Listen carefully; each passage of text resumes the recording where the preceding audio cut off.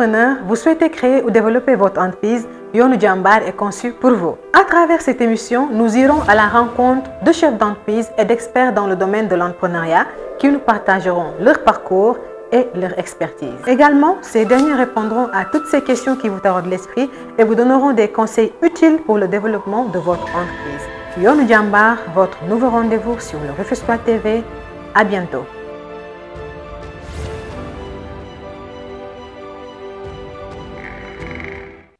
Alors salaamaaleykum suñu mbokku téléspectateur Rufisquois TV ñu ngi leen di dalal ci seen émission Yoonu Jambar tey nag ñu ngi am benn invité boo xam ni c'est benn entrepreneur la donc moom mu ngi yëngatu ci wàllum agriculture élevage ak transformation de produits.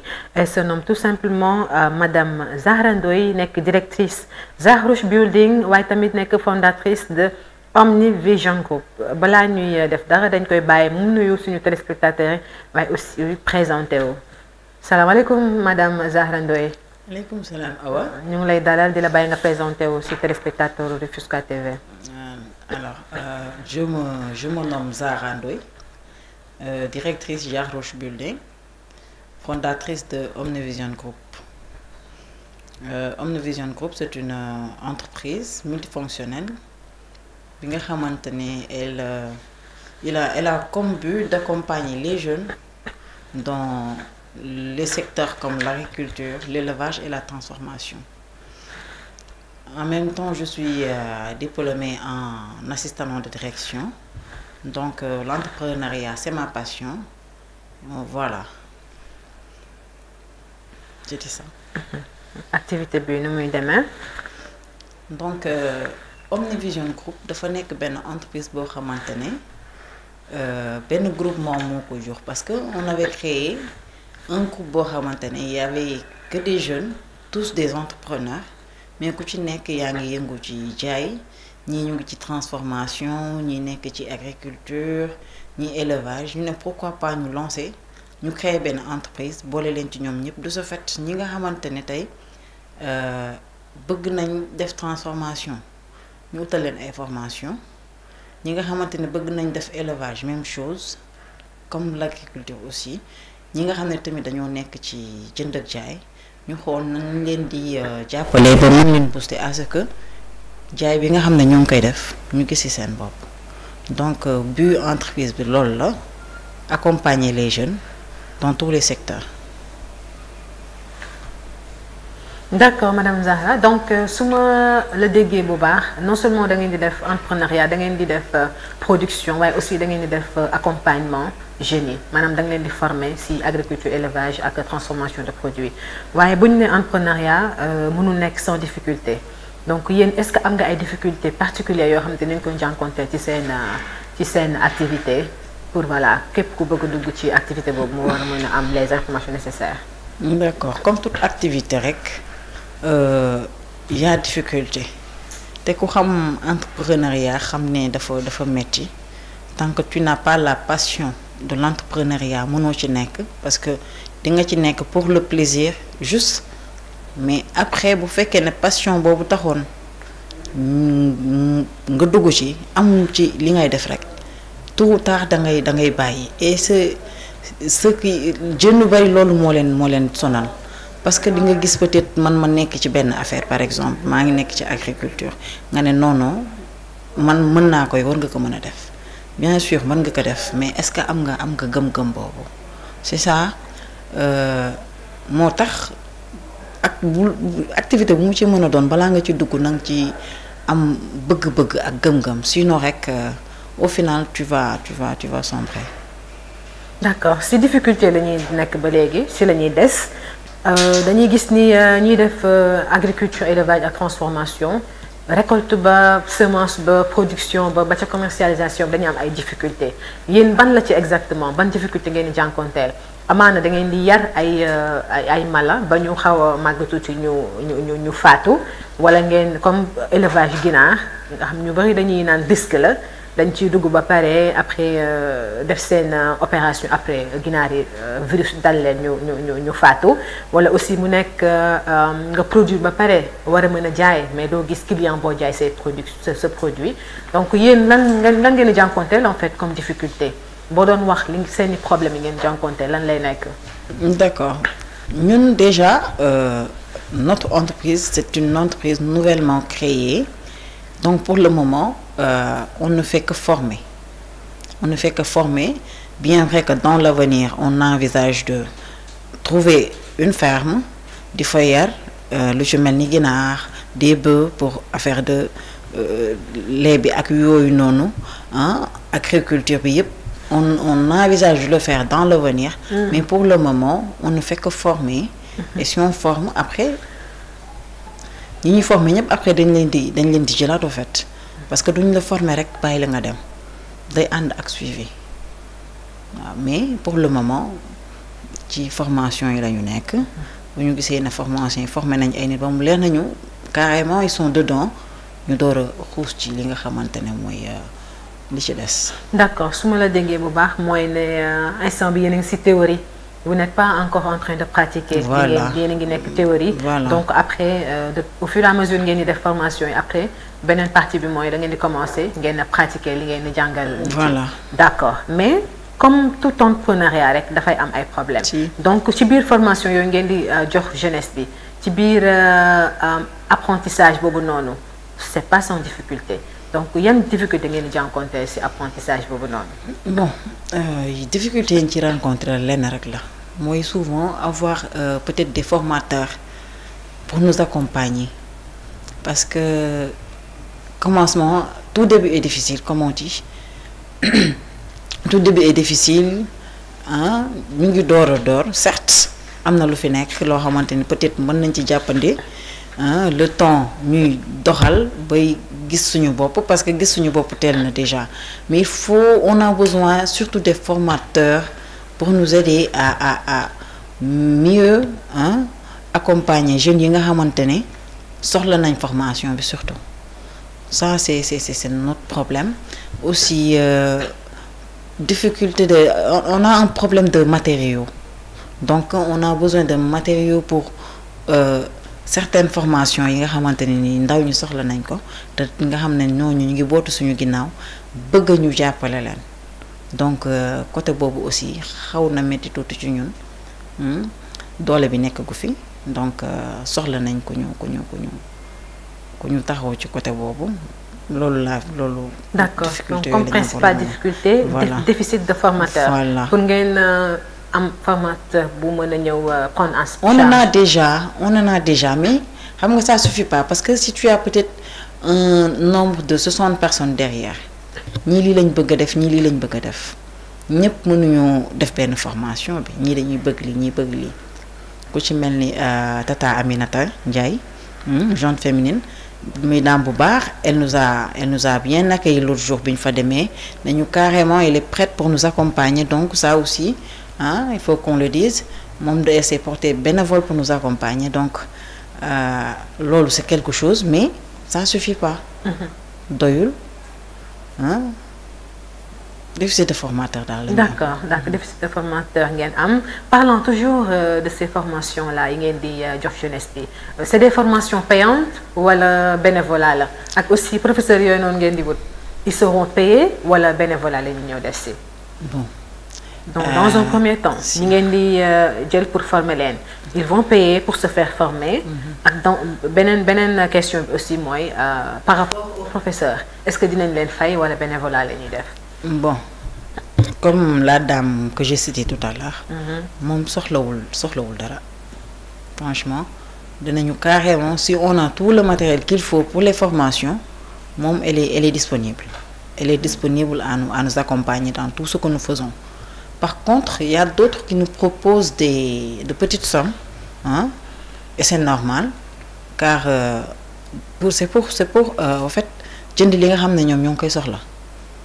waaw jënd li nga xamante ñoom ñoo koy soxla loolu moo tax ñu koy laaj c'est des petites sommes yi nga xamante ne ni c'est jax na ko daal pour avoir peut-être même bu fekkee ne benn xam-xam bu ndaw la donc ñooñu aussi bon c'est pas payant, c'est payant parce que xaalis la du xaalis. D'accord, donc certains professeurs seront payés, d'autres non. Ouais. Formateurs yi dañ leen di fay ñeneen ñi duñ leen fay. Voilà. ñeneen ñi dañu porter volontaire pour jàppale jeunesse bi.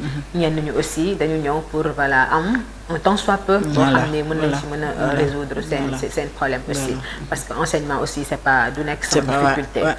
Donc parlons toujours de ces formations nan lay demee salle de classe wala sur le terrain puisque da ngeen leen di former ci agriculture élevage naka lay demee da ngeen di wàcc sur le terrain former leen wala da ngeen di nekk de manière théorique ci salle de classe pour mën a jàng naka la ñuy defee liggéey yooyu. dañuy nekk ci salle de manière théorique jàngal leen des formations qui ne durent même pas une semaine nga peut-être jàng ci lu bari même pas une semaine donc commencé gu ñu wàcc ci terrain parce que on n'a pas encore notre propre ferme pour y aller et faire ces genres de choses.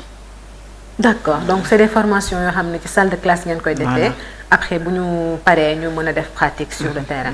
D'accord, donc c'est des formations de courte durée. du mat sax 1 mois. non. Alors à la fin de la formation ki nga xam te ne dafa ñëw des formation lan la siy am en fait. Parce que am ñoo xam dañuy joxe attestation de formation reconnue par l'État pour mu mën leen a permettre ñu mën a évoluer ci yeneen secteur gën a formaliser wu yéen lan mooy kii bi le but précis c'est-à-dire objectif bi ngeen bëgg a atteindre en les formant. Après formation ils auront des attestations certifiées. D'accord. En même temps même s'il y avait pas ces certificats xam-xam kenn amul fayam ki la jàngal ba nga mën. Effectivement. Sans rien te demander maanaam 10 000 francs peut-être bi ñu lay laaj wala 15 000 francs c'est rien du tout donc foofu même si t'es pas certifié pour man jar na ko parce que déjà il y a des personnes yi nga xam ne pour se faire former ils payent plus de 1 million et plus donc si on te demande un petit 10 000 ou un 15 000 francs pour une formation boo xam ne boo paree même si tu travailles pas quelque part mën nga toog sa biir kër di transformer di defar pour après revendre donc foofu moom gisuma fa partement ci kii di def formation d'accord leer na et l'État dans tout ça maanaam seen activité bi ngeen def état ban apport la leen ci jàppale ak bu nekk état jàppale gu leen laka ngeen gis ni moom war na leen ko mën a jàppale pour ngeen arriver à former le nombre de jeunes que vous voulez ba pare ngeen atteindre seen objectif final. D'accord xam nga milieu entrepreneurial dafa yaatu.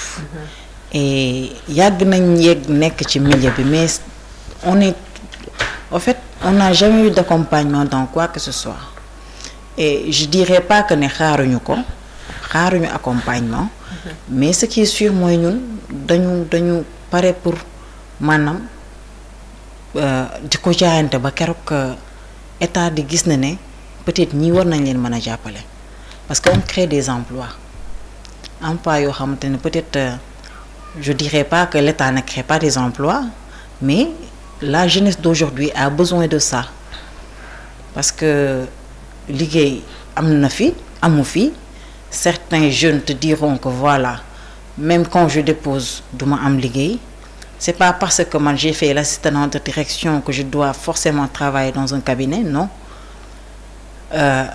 mën nga am peut-être un doctorat en je sais pas quoi mais liggéey moom ci dëkk bi jeunes yi dañoo gisul ku leen jàppale rek c'est ce que je dis tout le temps dañoo amul ku leen jàppale et dans les grandes entreprises tout le monde le sait soo amul baralon doo dugg donc li fi nekk mooy entrepreneuriat xool li nga xamante ne peut-être am nga ci tuuti passion nga gëstu jéem a xool nooy def si tu peux pas avoir un accompagnement tu y vas avec tes propres moyens que ça soit 5 000 francs on peut commencer avec 5 000 même avec 1 000 francs on peut commencer mais gëm-gëm bi bu dee tuuti rek am nga ko ci rek au final di nga am li nga bëgg mais ce qui est sûr mooy soxla nañu ku ñu gunge. D'accord. soxla nañu ko parce que ci li ñu nekk nii yaakaar naa état war nañ mën a gunge. d'accord ce qui est sûr mooy que soxla ngeen ku leen gunge. soxla ñu ko ndax si ngeen nekk ni état war na ci ñëw jàpp. j'espère que état dina dégg seen demande et que dina ci répondre favorablement. donc parlons de vos motivations. Madame Zahra Ndoye lu tax nga bàyyi activité yëpp nga ñëw si ne da ngay former les jeunes sur l'agriculture et l'élevage et la transformation de produits. Pourquoi ce domaine exactement, pourquoi ce domaine? Bon, parce que dañuy wax tout le temps ne entreprendre c'est résoudre un besoin social. Da nga nekk si koñ boo xam te ne da nga gis ni jeunes yi dañuy am déficit de formation. mënuñ jot ci formation pour mën a arriver à réussir dans leur vie.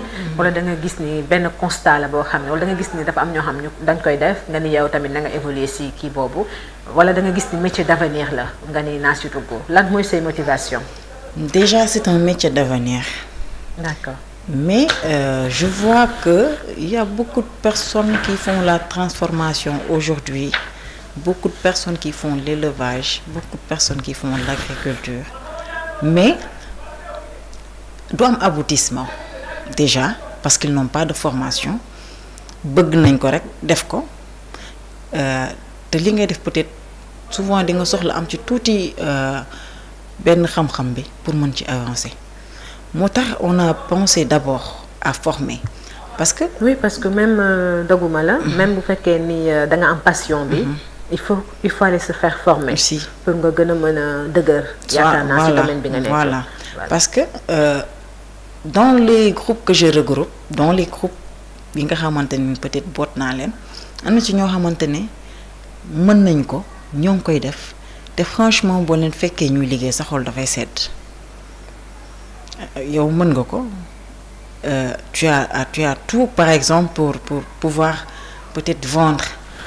mais li nga xamante ne moo war a mën a tax tey sa produit mën a génn dëkk bi yow xamoo ko. donc tu as besoin d'être formé. Effectivement. parce que si t'es pas formé mënoo xam après yow say produit boo ko defaree pare foo koy jaay mën nga ko jaay peut-être ñëw ma gis benn awa ne que damay jaay peut-être confiture awa jënd parce que dafa la bëgg a jàppale mais amul sens en fait. y a pas le besoin. voilà amul besoin bi. voilà léegi nag moo tax on a pensé d'abord à former. bu ñu leen formé ba mu leer nañu lii nii lañ formé nii seen li nga xamante ne